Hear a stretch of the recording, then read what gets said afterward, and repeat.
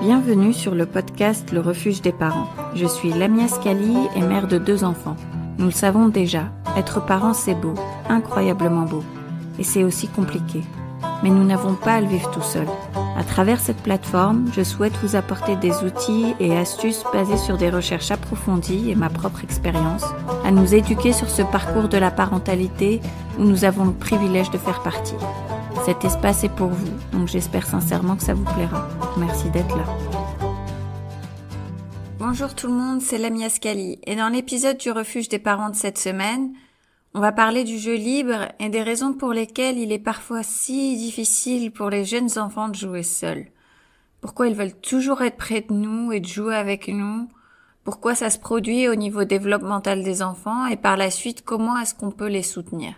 Et l'une des choses les plus importantes consiste à aider nos enfants à jouer de manière plus indépendante. Il y a déjà beaucoup de recherches et on connaît tous les avantages du jeu. Le jeu, c'est le langage des enfants. C'est à travers le jeu qu'ils digèrent leur journée. C'est à travers le jeu qu'ils traitent les grandes questions et les grandes émotions.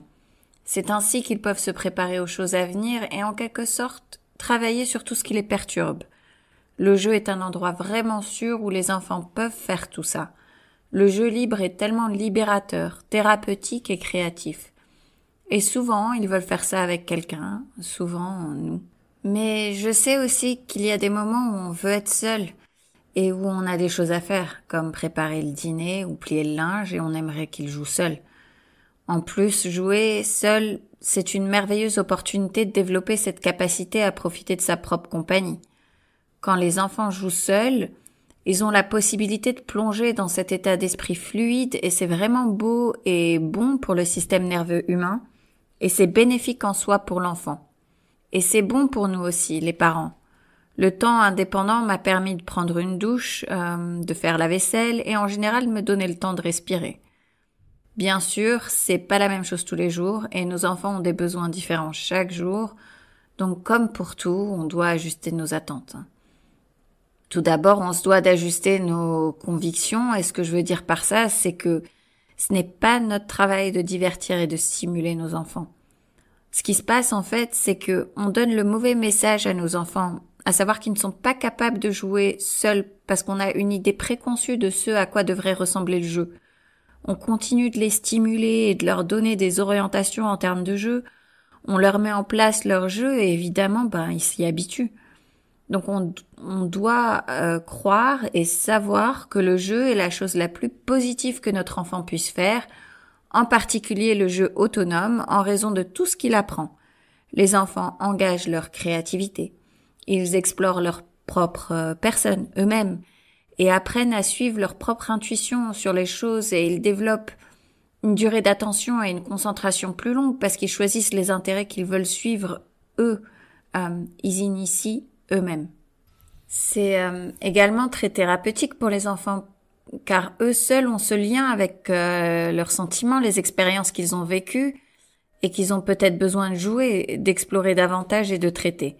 C'est évidemment une chose très saine pour les enfants. Ma fille, elle joue et elle refait sa journée depuis qu'elle a commencé à la garderie. Et c'est devenu encore plus prononcé quand on a déménagé en Espagne et qu'elle ne parlait pas vraiment l'espagnol. Alors en rentrant à la maison, elle alignait toutes ses poupées ou même les bouteilles vides de savon dans son bain et elle répétait, elle refaisait sa journée en copiant exactement la manière de parler de son enseignante. Bien sûr, c'est extrêmement bénéfique pour les enfants de jouer avec d'autres enfants aussi, qu'ils soient frères ou sœurs ou avec leurs copains. Ces expériences offrent également de profondes opportunités d'apprentissage. Nous créons donc cette dépendance avec toutes nos merveilleuses intentions. Et il n'y a rien de mal à faire ça, mais c'est quelque chose dans quoi on a contribué. Donc, faut qu'on assimile ça et ensuite on réalise que comme toutes sortes de transitions avec quelque chose comme ça, qu'il y aura probablement une période d'ajustement de transition assez difficile. Aucun enfant n'acceptera qu'on lui dise non, je joue pas avec toi là maintenant. Ce sera pas fluide et sans opposition. Nous voulons donc aborder ça en réalisant ça également, mais en sachant toujours que c'est un cadeau à offrir à notre enfant pour qu'il profite simplement d'être avec soi-même, d'apprendre sur soi-même, d'être en phase avec ce qu'il veut faire et ses intérêts, combien de temps il veut faire quelque chose ou rien, explorer quelque chose en particulier. C'est un cadeau. Croyons en nos enfants capables d'inventer leur jeu. Je vais donc vous parler aujourd'hui de certaines choses que vous pouvez faire pendant que vous jouez avec votre enfant et qui augmenteront la probabilité qu'il joue de manière indépendante plus tard. Mon premier conseil concerne évidemment l'environnement dans lequel vous attendez de vos enfants qui jouent de manière autonome. Cet espace doit être propre, organisé, et je préfère vraiment un peu de lumière naturelle s'il est possible d'utiliser une pièce avec fenêtre. Est-ce que c'est à proximité? Est-on nous-mêmes à proximité? Est-on loin? C'est dans notre ADN de vouloir être proche des personnes qui prennent soin de nous. Il s'agit d'un instinct évolutif de survie, donc si vous essayez de faire jouer votre bébé de manière indépendante et que vous n'êtes pas à vue d'œil, vous pouvez vous attendre à ce qu'il traverse une période assez compliquée. Et alors, pouvoir vous voir, peut-être vous voir à travers une porte dans la cuisine pendant que vous travaillez et préparez le dîner ou le déjeuner, leur permet de s'installer plus profondément dans leur jeu que quand ils doivent continuer à penser à vous et courir à l'étage pour vérifier si vous allez bien, ou se pencher pour savoir où vous êtes, ou vous écoutez. Ça les fait sortir du jeu et il leur est plus difficile d'entrer dans cet état d'esprit fluide. Et bien évidemment, est-ce sécurisé? Je veux dire qu'on prend toujours en compte la sécurité de nos enfants, mais surtout quand il s'agit de jeux indépendants. Parce que si l'espace n'est pas complètement sécurisé pour les enfants, on devra inévitablement intervenir de temps en temps afin d'empêcher nos enfants d'être en danger. Et quand on essaye de promouvoir le jeu indépendant, on veut en fait s'assurer de ne pas avoir à intervenir du tout. Une autre chose que j'aime vraiment dans l'approche Montessori, c'est d'avoir les choses au niveau de notre enfant. On en fait leur espace, un endroit qui les invite à jouer, où les choses sont accessibles. Ce n'est pas un espace conçu pour les adultes, mais pour les enfants. Alors, outre l'espace lui-même, que contient cet espace en termes de jouets? On veut s'assurer que nos jouets, et je déduis ça de l'approche de Magda Gerber, sont des jouets passifs. Elle dit que les jouets passifs font des bébés actifs et que les jouets actifs font des bébés passifs. Ce qu'elle veut dire, c'est que quand on a des jouets qui divertissent nos enfants, ça leur enlève la capacité d'imaginer, de créer, de construire. Donc à éviter donc tous ces jouets qui ont des lumières clignotantes, de la musique forte ou des effets sonores forts. Bien sûr, certains de ces jouets marrants comme ça, les jouets électroniques, arrivent quand même à se retrouver tout le temps dans nos maisons. Mais en fait, ils encouragent en quelque sorte l'enfant à s'attendre à être diverti par ces jouets. Donc, à choisir plutôt des jouets adaptés à leur âge, que votre bébé devra manœuvrer, manipuler lui-même et interagir avec son jouet. Un bon exemple, une simple poupée, des balles, différents ballons sensoriels, des foulards, des blocs et des matériaux de construction. Vous voyez un peu l'idée. Ensuite, je veux parler de comment on interagit avec nos enfants quand ils jouent. Afin de promouvoir le jeu libre, on veut s'assurer qu'on occupe toujours une place arrière, disons comme une position d'assistant dans le jeu de notre enfant. Je sais que pour beaucoup d'entre vous qui aimez jouer avec votre enfant, c'est vraiment difficile. Et en même temps, si vous avez l'impression de passer tout votre temps à jouer avec vos enfants et qu'ils ne peuvent pas jouer seuls, et même si vous aimez jouer avec eux, vous voulez passer du temps où ils jouent de manière indépendante quand même. Abstenez-vous donc d'apprendre quelque chose à votre bébé, de lui montrer comment jouer correctement ou de le féliciter quand il joue d'une certaine manière ou assemble quelque chose d'une certaine manière. Honnêtement, on les prive vraiment d'une grande opportunité de croissance personnelle et de développement, pour qu'ils comprennent leur propre façon de penser, leur propre vision créative des choses, de la vie et de ce qu'ils manipulent. C'est hyper facile de tomber dans le piège de montrer au bébé ce qui nous intéresse, mais quand vous faites ça, vous leur privez d'une opportunité de vous montrer exactement la même chose. Vous leur enlevez également la possibilité d'apprendre quelque chose par eux-mêmes, d'explorer quelque chose pour la première fois par eux-mêmes. Leur indiquer qu'ils ont besoin que vous leur montriez comment les choses fonctionnent ou ce qui est intéressant, et en fait ça inhibe leur autonomie. Et puis en ce qui concerne les éloges, c'est hyper difficile parfois de pas dire bravo, mon boulot, chaque fois que nos enfants font quelque chose qu'on a trouvé avancé, étonnant ou fascinant. Mais quand on fait ça, on prive la capacité de notre enfant de vraiment profiter de son propre sentiment de fierté dans tout ce qu'il fait. Au lieu d'être satisfait de tout ce qu'ils construisent, créent ou font, ils chercheront constamment à ce qu'on soit satisfait, impressionné, qu'on leur donne leur applaudissement qu'ils recherchent. Ils pensent que c'est ça le jeu et on veut plutôt que ça vienne d'eux. On veut qu'ils comprennent que ce qui les rend heureux, ce qui les passionne pour leur travail, car en fait c'est ça le jeu pour les enfants. Un piège facile dans lequel la plupart d'entre nous tombons est de corriger nos enfants. Par exemple, ma fille porte dans sa poche un aimant du réfrigérateur et elle prétend que c'est un téléphone. Je pourrais facilement lui dire que c'est pas un téléphone, c'est pas son portable et c'est l'aimant princesse là qu'elle a, mais j'aime plutôt entrer dans son monde. Mais il est important de le faire pour promouvoir ce sentiment d'autonomie. Quand on corrige constamment, vous comprenez que nos enfants auront l'impression qu'ils ont besoin de notre direction, qu'ils ont besoin qu'on leur dise comment jouer. Ils perdent le sens de leur imagination créative parce qu'ils comptent sur nous pour leur dire c'est quoi leur jeu. En plus, je constate que c'est souvent le cas.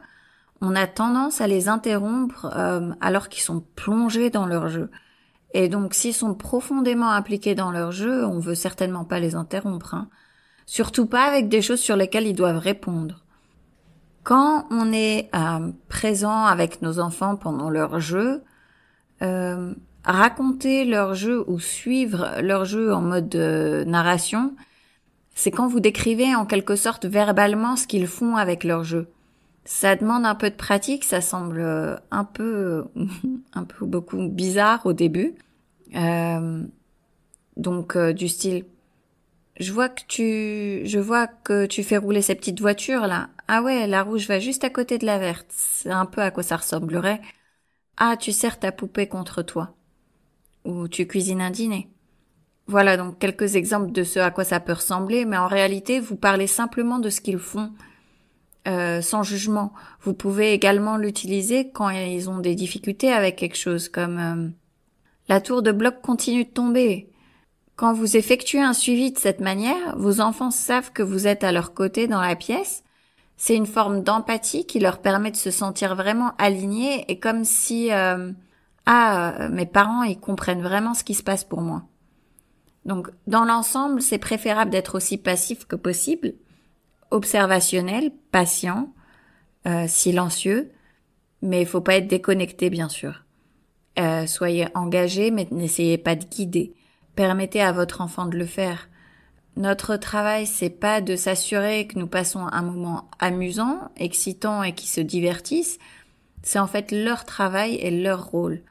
Notre travail consiste à s'asseoir pour être présent, être attentif, en quelque sorte garder un espace pour le scénario du jeu qui va se produire. Et donc vous pouvez être vraiment ennuyeux pendant leur jeu. Ça aide également les enfants à développer cette capacité à faire le gros du boulot. Un autre conseil pour promouvoir le jeu indépendant consiste à créer un espace serein et tranquille, en réalité avec le silence. Donc pas de technologie, pas de télé. Si vous vous attendez à ce que votre enfant joue de manière indépendante et ininterrompue, vous devez également être très conscient du bruit que vous faites. Et enfin, je pense que vous m'entendrez souvent le dire, la routine est très importante dans tous les aspects de la vie d'un enfant. Et si vous souhaitez que votre enfant ait du temps de jeu libre, c'est plus facile pour lui de comprendre que c'est ce qu'il doit faire ou c'est ce qu'on attend de lui si ça se fait régulièrement. Donc le moyen le plus simple pour moi de le mettre en œuvre, c'est après le goûter de l'après-midi. Après qu'on soit installé après l'école et avoir pris le goûter, mes enfants jouent pendant un certain temps avec ou sans moi, en général. Et ils le savent, c'est l'heure de jouer. Les enfants aiment tellement la prévisibilité qu'ils anticipent et ils peuvent même s'attendre à ce qui va suivre. Donc ils se disent c'est mon heure et elle va me laisser. Ensuite elle va partir et peut-être que je vais me fâcher pendant 1 minute ou un petit moment. J'essaie de la convaincre de revenir, mais ensuite elle tient toujours bon et elle fait son truc. Et puis je me lance dans mes propres affaires. Souvent, les jeunes enfants veulent juste savoir ce qui se passe. Ils veulent juste savoir à quoi s'attendre dans leur journée.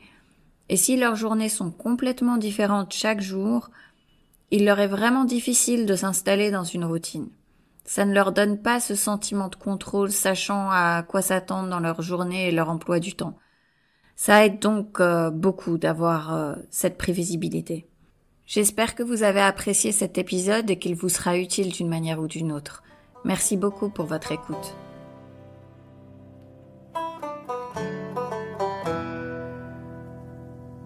Le refuge des parents, c'est un podcast de parents curieux.